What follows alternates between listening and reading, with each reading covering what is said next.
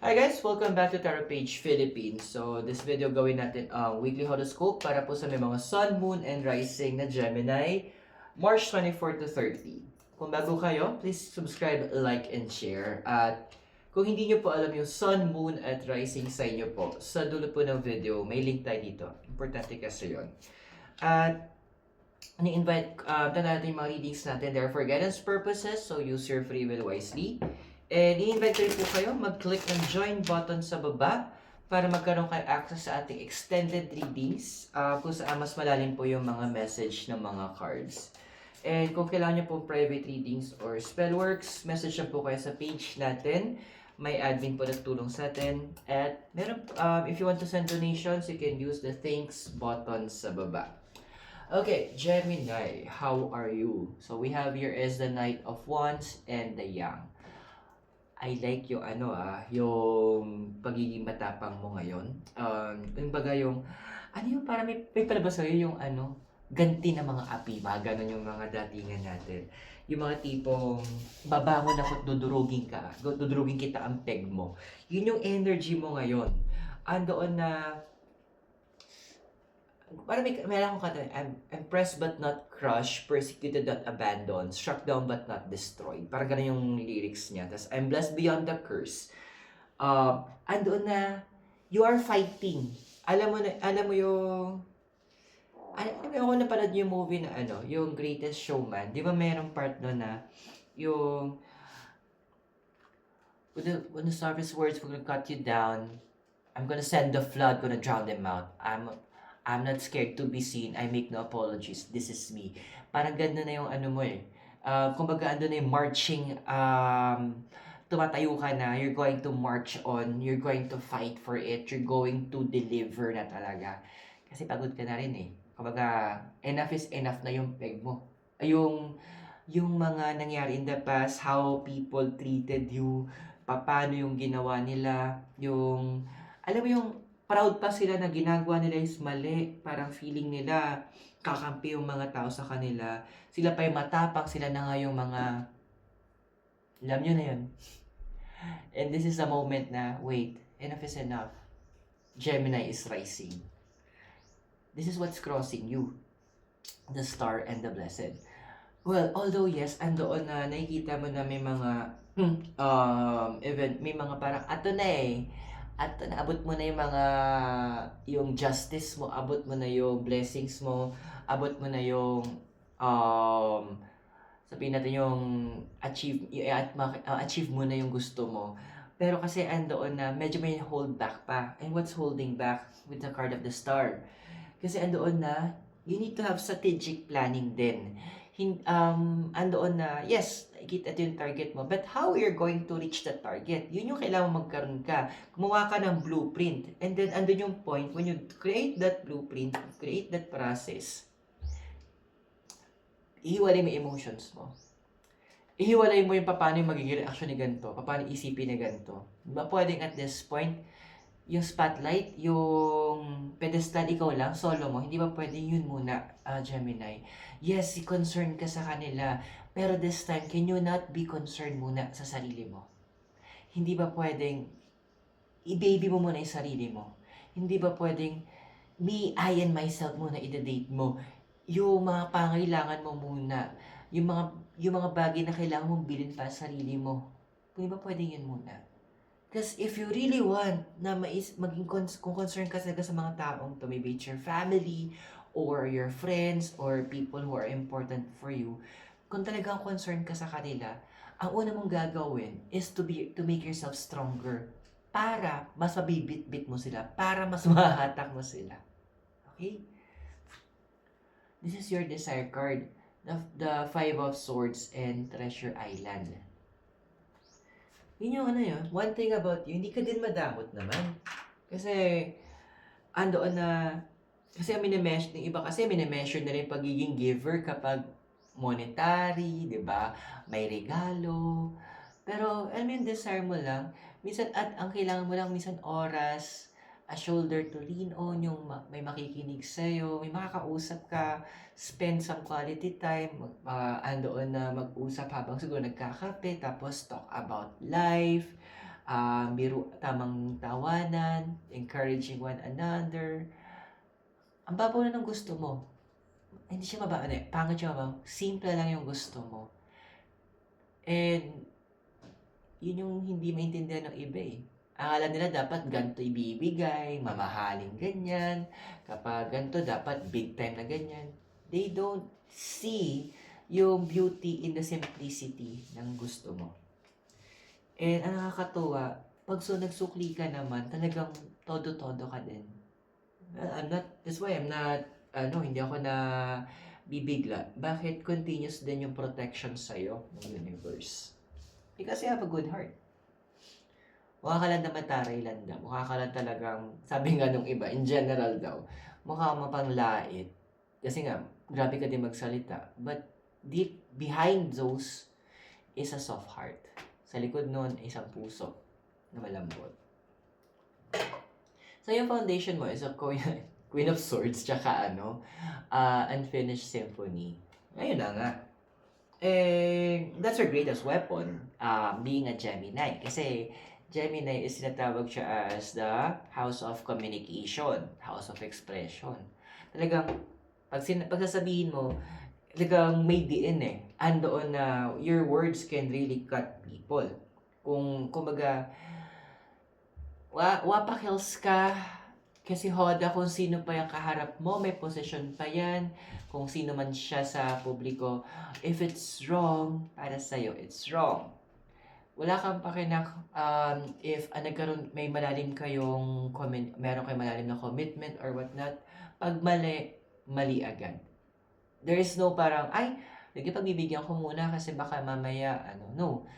You want it to be in black and white. Kaya nga pa nagsalita ka, you give an ultimatum. Talagang kailangan pinapanindigan mo talaga to.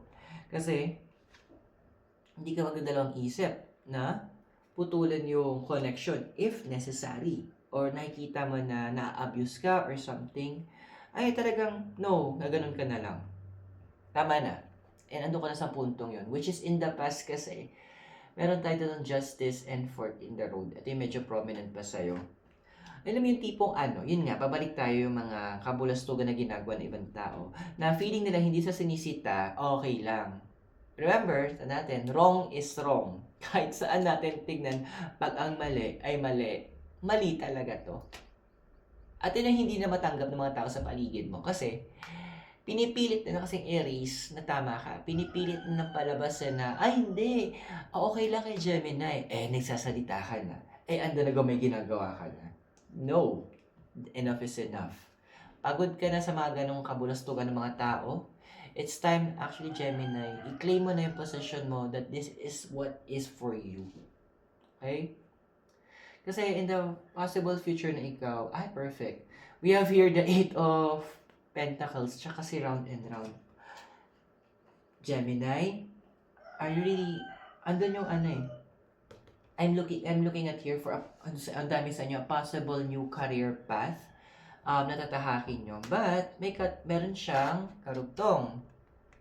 It's in a different place. So, hindi pa lahat sa inyo nakaka-move doon sa process na yon. Actually, pinaplan na universe. So, hindi pa lahat sa inyo is nakapag-start. Kumbaga, nahati kayo sa 3 grupo yung Gemini. Merong mga ginawa na, meron na inaayos na yung proseso, at meron naman na naghihintay, matawag sila, okay, next batch kayo na lilipat na para to have that fresh new start. So, kung nakaka-resonate ka sa readings natin, invite kita i-click mo yung join button sa baba para magkaroon ka ng access doon sa mga extended readings natin kung sa mas malalim na yung mga message ng cards. But for now, tuloy mo natin yung reading mo. Your physical environment is between worlds and Nine of Wands.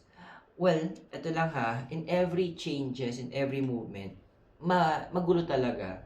Di ba? Yung mga nakaranas na maglipat ng bahay, di ba hindi naman siya isang araw lang? Kasi andun yung point na ikakarton mo yung mga gamit, ililigpit mo, tapos kapag naikarton na, syempre, andun na lipat mo ng bahay, Ita-transport yun. Gets mo? The movement will be medyo magulo. Pero doon sa mga naghihintay, nabigyan na kayo ng go signal ng universe to push forward doon sa new environment na pine-prepare sa inyo. As early as now, make small preparations na. Kunyari, sabihin natin, lipat bahay. Ano ba yung mga gamit na hindi mo naman masyadong ginagamit na pwede mo na itabi? So, you could start packing small things na. Or sabihin natin na yung movement na gagawin mo, you can leave some of the items na sa ibang doon sa mas malapit or with in that area. Kumbaga, unti-unti. Hindi naman kailangan na one time, big time eh. Kasi with this, it's more on solo travel yung gagawin mo dito eh. So, prepare ka na rin with regards to it so that once na time mo na to make that movement, mas madali na kasi may mga nagawa ka ng mga maliit na bagay. Kumbaga, malalas na yung mga task mo. Emotional environment is the 9 of Pentacles, tsaka breathe. Please give yourself the chance, Gemini, na to breathe, literal, magpahinga. Bigyan mo naman yung sarili mo ng chance na medyo, take that a longer bath, parang, tagalan mo pa, mag 5 minutes ka pa, enjoy mo muna yung moment na yon. Kasi, ang tagal mo nang hindi nabigyan ng pagkakataon na ma-enjoy mo din yung sarili mo, that you give yourself the chance to feel good about yourself. So, ito yung moment na inaasay ng universe. Kumbaga, yung mga small things na yon, it will help to add up para tong part mong to, this heart, is medyo mas smoothen naman. Yes, there are some of you na minsan naiiyak. Gusto niya lang maiyak. Or iba nga naiiyak na lang sa situation nyo. There are even some who minsan nakahiga na lang, tapos napapatingin na sa may bibintana or others naluluhan na lang. There are even na nagkahabang uminom ng maitak, maybe kape or tsaa, tapos parang natutulala na lang kayo. Wait lang, sabi ng universe. In transit na yung mga changes na para sa'yo, and you are not forgotten. Your hopes and fears, si Hierophant, tsaka si Community, connected to sa zodiac sign na Taurus, which in return, Taurus is about money and resources. So, yun yung isa sa mga hopes nyo. You want to find another source of money or a different source of finances. At gusto nyo talaga with community. Gusto nyo na different, literal to eh. Gusto nyo na maiba yung atmosphere nyo. Gusto nyo nang maiba yung ginagalawan nyo. So, 2 movements na nakikita ko dito. Pwedeng isa dito yung para sa'yo or both ang ikiniklaim mo. A new career path or end siya, bagong environment, which is bagong tirahan. Pwede yan. Huwag ka mag-alala. Kasi lumalabas na siya eh. The possible future we have here is the 10 of Swords and co-create. Alam mo, I will love yung bago mo lilipatan. May it be career to or sa work. Kasi yung mga tao na makakasalamuhan mo dito will be gentle. Kaso, yun nga lang, may mga hanash lang talaga yung aalisan mong lugar. May mga maririnig ka talaga na medyo papantig pa rin yung tenga mo. Pero, what the heck, diba? E di hanggang doon na lang naman sila eh. Hanggang salita na lang sila. Hanggang kuda na lang sila. Yun na lang magagawa nila. At the end of the day, ang tanong doon, may bearing pa ba yung mga sasabihin nila? Well, tingnan natin ano yung plans ng universe sa'yo sa paglipat mo yan. I-check natin sa extended reading mo. At para mapanood mo yon, i-click mo yung join button sa baba. Remember, all the readings are for guidance purposes. Use your free will wisely. And if you're new, please subscribe, like, and share. So Gemini, maraming salamat sa'yo. God bless, Namaste, Hare Krishna, and blessed be. And hope to see you in an extended reading. Mula po dito sa Dominican Hill in Baguio City. Have a great day. I'll see you soon po.